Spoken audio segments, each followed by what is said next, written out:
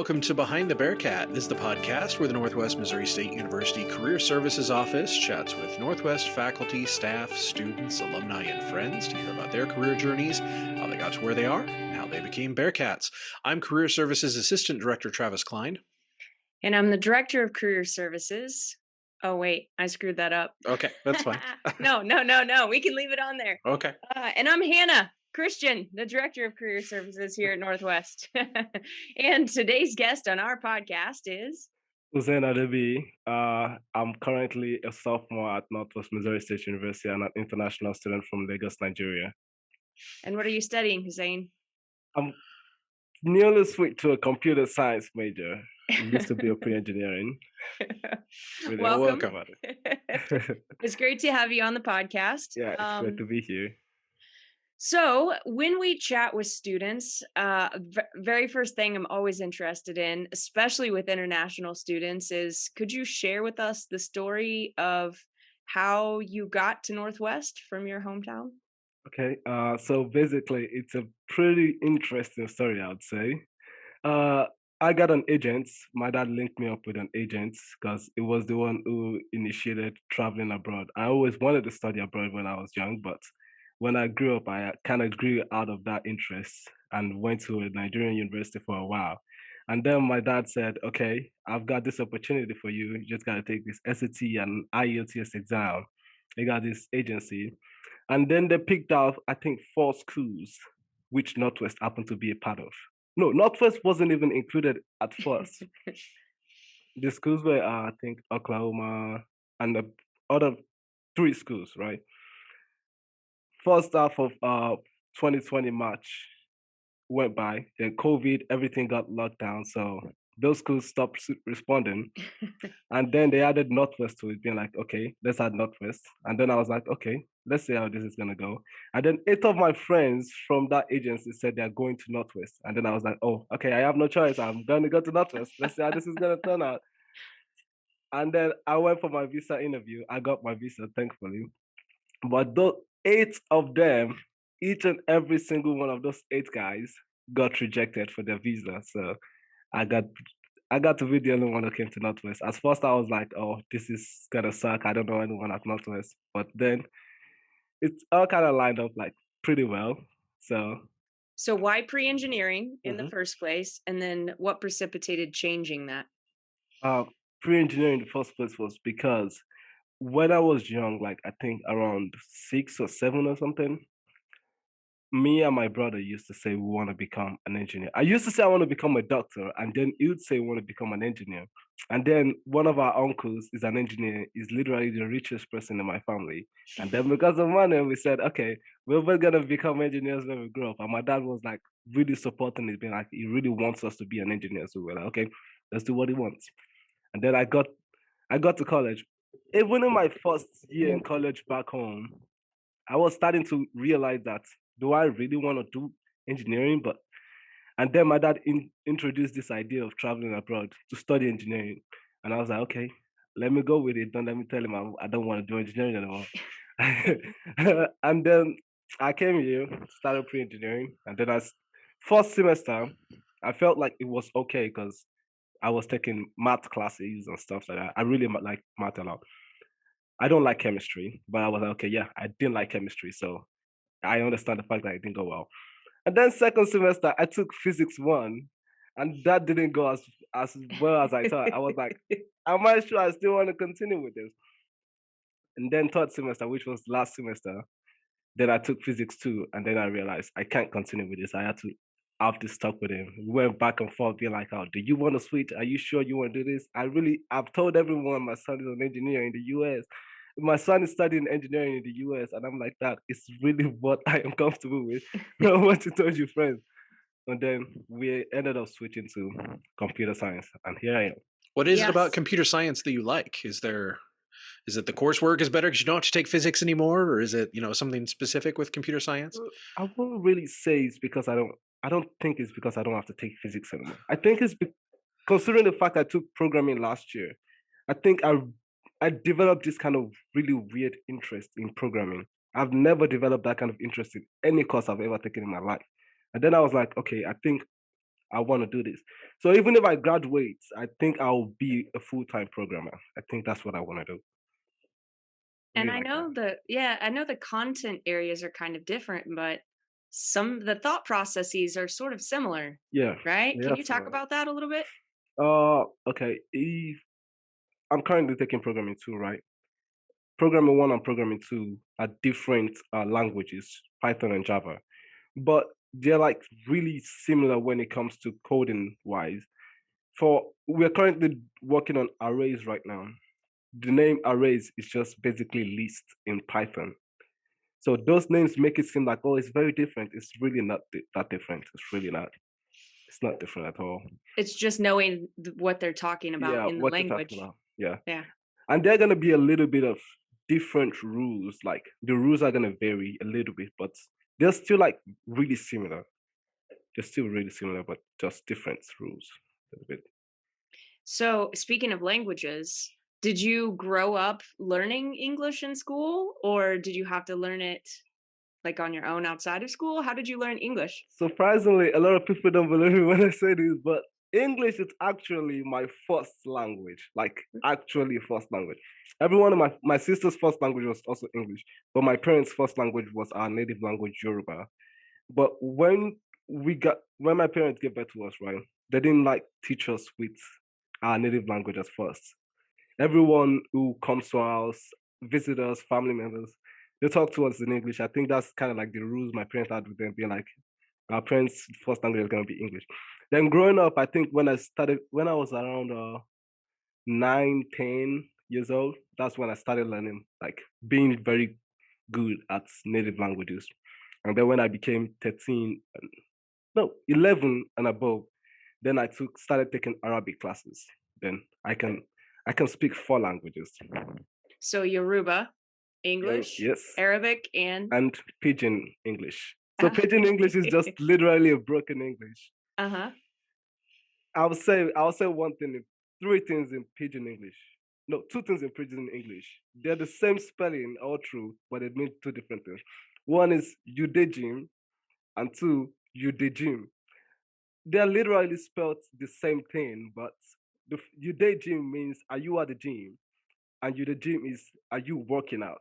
So that's how it's basically English, but we just have But it's the way you say it, yeah, it's right? what you It's say. intonation and the way you say Yeah, things. Huh. yeah, that's it. Literally. And you also work as a career ambassador in our office. How did you find the job here in career services? Okay. This is also a really interesting story.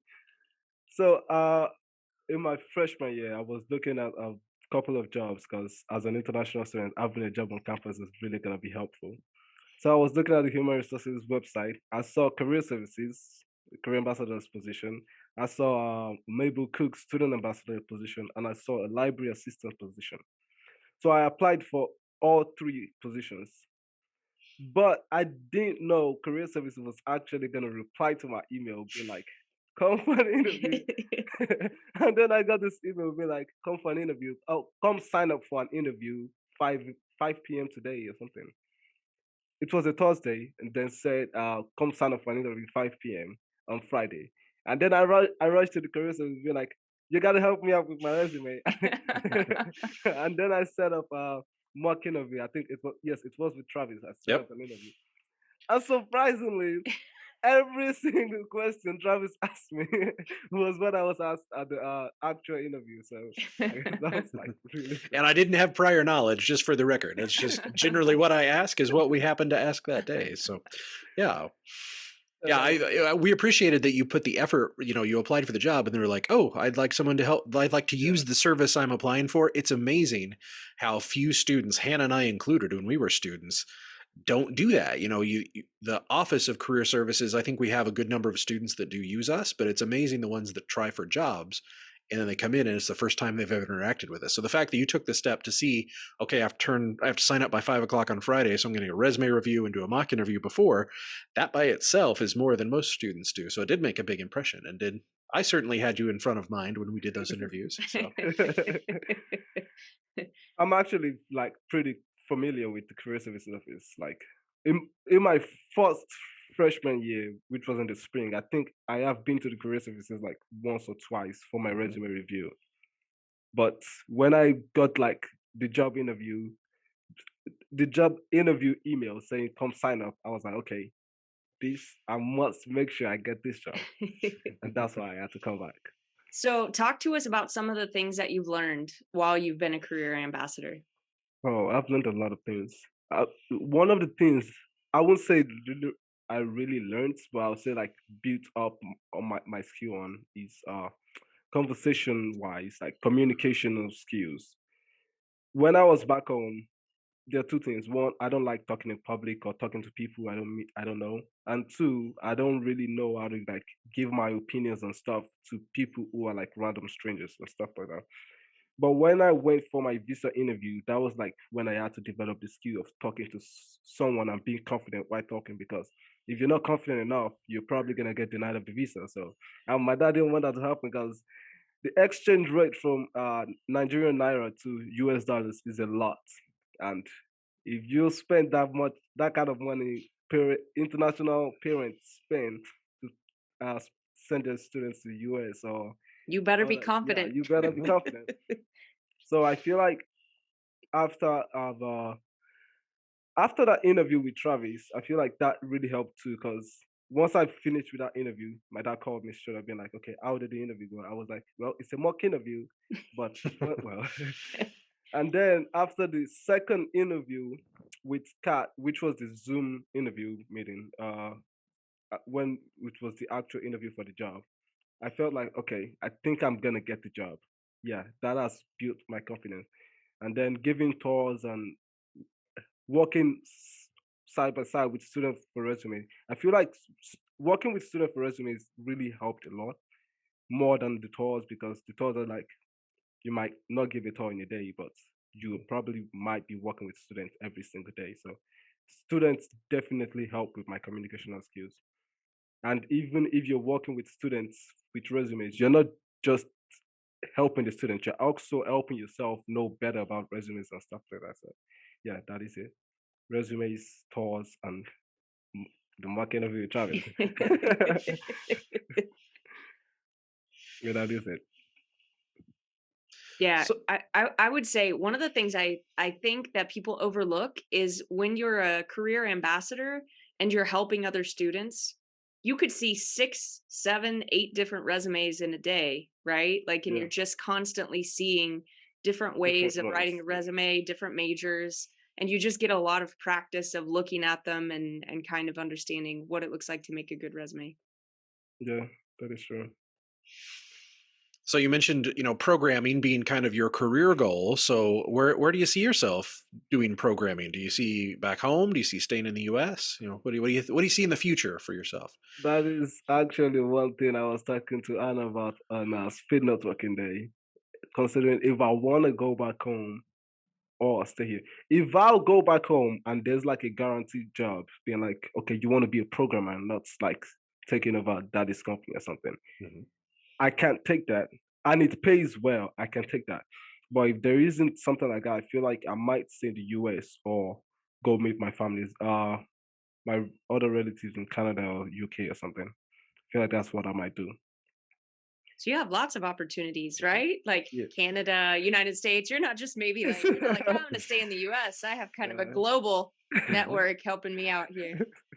Well, and we that's had true. one of your professors, Diana Linville, was on a few episodes ago, and we talked about how computer science is just one of those industries where you can work basically anywhere. Anyway, Everybody yeah, needs, everybody has a computer science department. Programming is way more prevalent now than it was even in the early 2000s. So you're going to have lots of options when you get done too. So you can that is choose to true. stay or go and work in different places. So you're going to have lots of opportunities. So internships will be a big one. So we got to get Yeah. one of those lined up. 100%. What's your 100%. favorite programming language? I would say Java. Basically because I've forgotten most of the things in Python. So but I really feel like a lot of students says they prefer Python to Java because Python is like really basic, being like, okay, if you want to write a print statement, you're literally gonna say print and then the statement. But for Java, you're gonna say system out dot print and stuff like that. But I feel like Java is so easy I don't know how to explain it, but it's just really easy to me. I don't know. It's just really easy to me. That's a good, yeah. I Mhm. mean, and being a programmer is not about explaining about Yeah, programming. It's Right. about exactly. doing it. Making it work. Yeah, Yeah. absolutely. What tips or tricks, maybe I know you were fortunate enough to apply and get a job pretty quickly as an international student on campus, but what tips or tricks would you have for other international students to maybe help them have a better chance of getting a job on campus? Number one, I've said this. I've this is not the first time I'm saying this. There are a lot of there are a lot of Nigerian students on campus. Two just came in last this semester, and the first thing I said to them, if you guys want to work on campus, you got to make sure your resume is top notch, because that's like, I feel like that's the first thing that an employer is going to look at, being like, okay, let's see how your resume is built. I've applied for multiple jobs before trying to apply for the career service job, and I got denied literally all the time. I never thought it was about my resume until I came into the office, and then they looked at And my fixed your resume. resume. Yeah. And then I was like, the difference between my new resume and my old one was literally more than a whole mile. So I was like, okay, this got to go a long way. And then I applied with the new resume. My first three applications, I got called for those three interviews. And I'm like, wow, this is how this is how far it goes. So my first tip is gonna be your resume, definitely, and the cover letter. Those two. And then maybe I won't really say schedule, because you can't predict what time that office has to offer, uh, if it's gonna collide with your actual school schedule or something. But resume and cover letter should be the number one thing to look at first if you want to. And if you want to add a reference, you can do that. But I don't think all the jobs uh make that compulsory. But resumes is like the number one thing you got to make sure it's top notch. That is it. And I would We say interviewing as well. Like you mentioned, you knew 8 other people that tried for visas and they didn't Yeah, get it and you did. And then, our mock interview went well. Your interview for this position obviously went well because we gave you the yeah, job. So I'd say your interviewing skills are yeah, that also is true. real important Interviews too. is really important. Yeah, I forgot to say that. interviews, interview is very important. Yeah, it is very important. I was gonna Especially, oh, go ahead. sorry, especially if you're someone like me who doesn't feel confident talking to people. Interview is gonna go a long way. It's really gonna I go a was long way. I was gonna say, to go back to the resume thing, uh, talking about, we just purchased a new software product. Could you tell us, you've played with WiseDoc a little bit, could you explain what it is and maybe how it could be useful to students? I feel like WiseDoc is the more like the one missing piece this office had.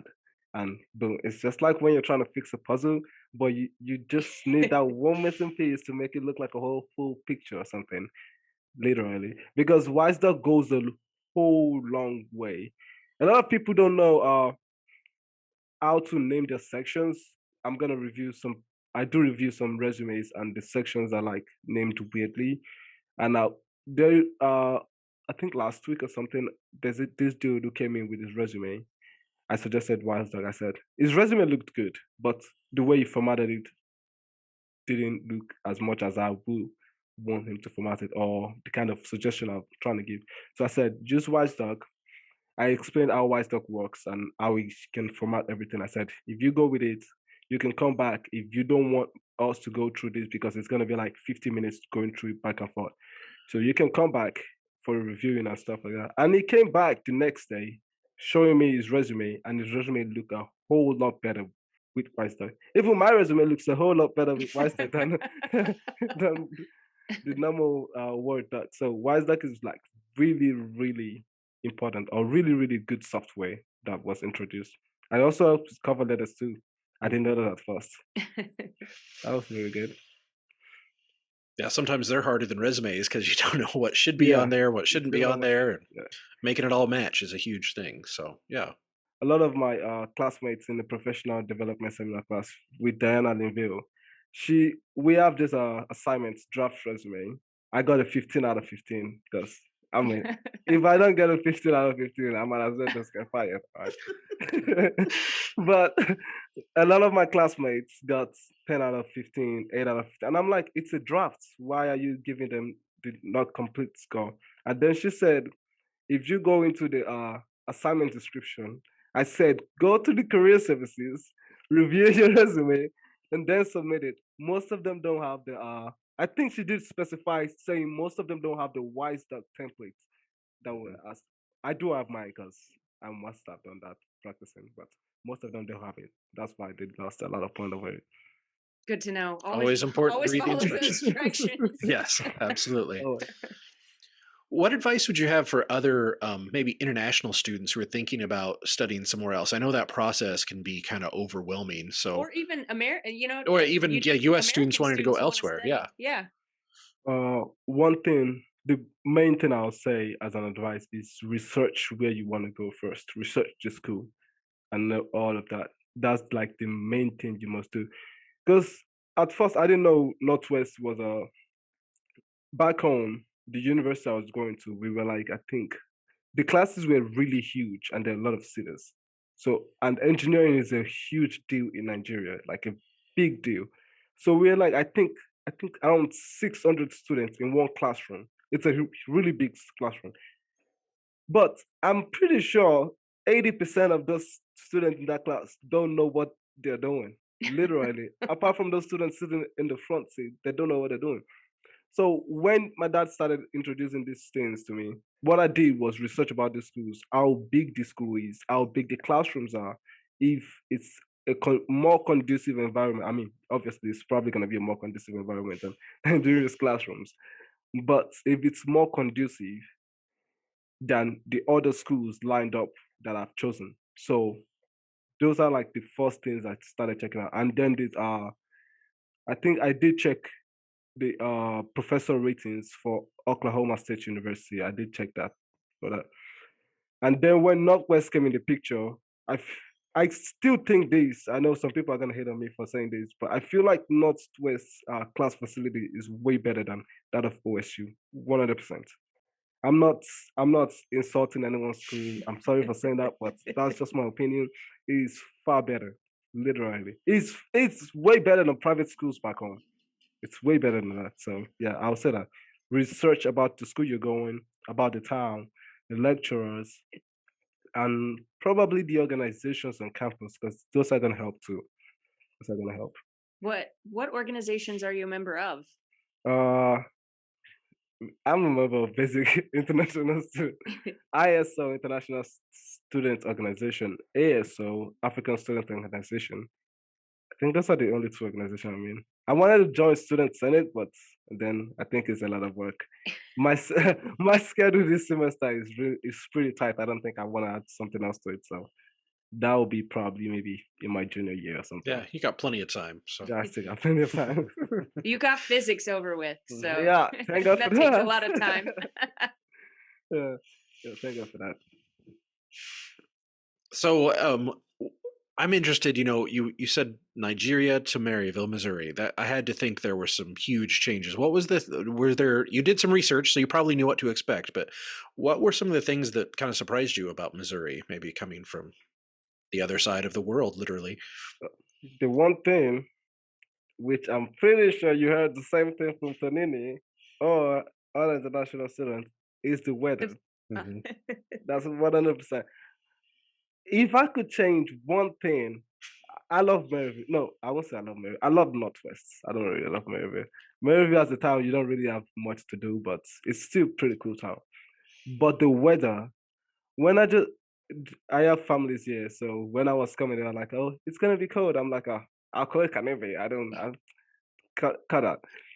And then we landed in Philadelphia. It wasn't really that cold as Philadelphia when I just landed in the United States. So I was like, yeah, I can do this. And I was even in the terminal. And then we landed in Kansas City. When I was about to get out of the airplane, I was like, okay, let's see how this goes. I'm feeling a little bit chilly. And then there was the Northwest shuttle that was supposed to bring international students from the airport to Maryville.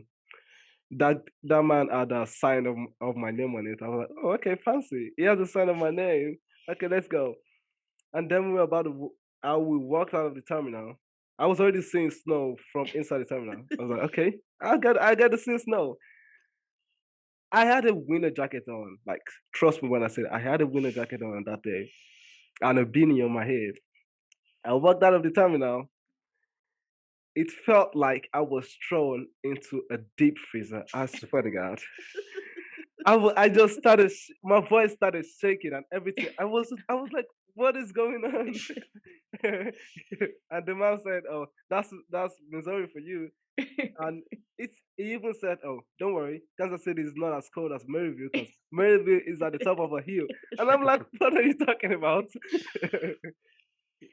That the weather has to be the one thing I'll change about Maryville because Nigeria's weather is, I think, an average of 27 degrees Fahrenheit, sorry, Celsius, which is around, I think, 90 or 80 something degrees Fahrenheit. So it's like always hot in Nigeria, kind of. Always like, it's always summer, if I can say that. Yes, that's quite different. And it's never summer here unless it's summer, and then it's summer. Yeah. That's 100 degrees with 100% humidity. Yes. So. Another thing I can say about Nigeria and where I'm from, Maryville, is the size of this place itself. Maryville is land-wise, Maryville is big, but when it comes to population, Maryville, there are not that much people. I mean, coming from a city with one of the most populated cities in the world and the most populated in Africa, I think I can say, yeah, Maryville is not that much. There are not a lot of people in Maryville. There are like, I think, less than 20,000. Mm-hmm. And I somewhat like it because I don't like dealing with, like, I've been overcrowded or something like that. I don't like dealing with that. So I somewhat like it that Maryville is not like that populated. That's not the difference. But it is a big difference too. Yeah, it is a big difference. It's a huge difference. A city with over, I think, 11 million people compared to Maryville with 20,000 people. That's a huge difference. It's like just a few of your classes at your university. My university, I think my university back home, I think it's more populated. Yeah, I think that they're around 30,000, I think. Mm-hmm. It's not like the biggest, but it's a little bit populated. So what is your dream job? Or maybe with your dream company? What would your dream job with your dream company be? My dream job per se would be having my own company. That's what I'll say. Because growing up, my brother and I have never said we want to be like a full-time worker under someone. No, we want to have our own company and stuff. But if it's a dream job to work for a company, I've never actually thought of this, but I'd want to say Tesla, but I don't think I want to go for Tesla anymore. I don't know. I love Elon Musk, but I don't know. I don't think I want to go for Tesla anymore. It says their employees work so much and they don't get all of that. But now I think I will say probably Google or something. Yeah, because Google is like a really good company to work with. If you have that on your resume, that's a big deal. Google or Microsoft, those two. So if you were to start your own company then, because I respect that, what would you do? I mean, you're going to have some computer skills when you get out of here. What are you interested in doing? Probably, I've thought of this. Probably like creating maybe like a website or a search engine or maybe an app. One of those two, search engine or an app, because that's where the money's at. So you're gonna watch out Google. You're gonna work for Google. Then you're just gonna create a competitor, right? Yes. Work for Google, steal the idea, go to their own company. And hopefully they don't sue me. So I think that's what I'm gonna do, probably. All right. Excellent. Well, thank you so much for being on here. We appreciate it. And if you'd like to see Huzzein in person, feel free to stop by the Career Services office and have your resume reviewed by him. He'll help you with your resume. Absolutely. Thanks for having me. All right. Well, that will do it for another episode of Behind the Bearcat, and we'll talk to you next time. Hey guys, we hope you enjoyed that episode. If you did, be sure to give us a thumbs up below. That helps out. Also, if you've not done so yet, be sure to subscribe and hit the notification bell so you never miss a new episode. Also, we'd love to connect with you on social media. You can find Behind the Bearcat on Twitter, Instagram, and LinkedIn. Plus, the audio podcast comes out on Fridays on all the major podcast platforms. Thanks again for watching Behind the Bearcat, and as always, we'll talk to you next time.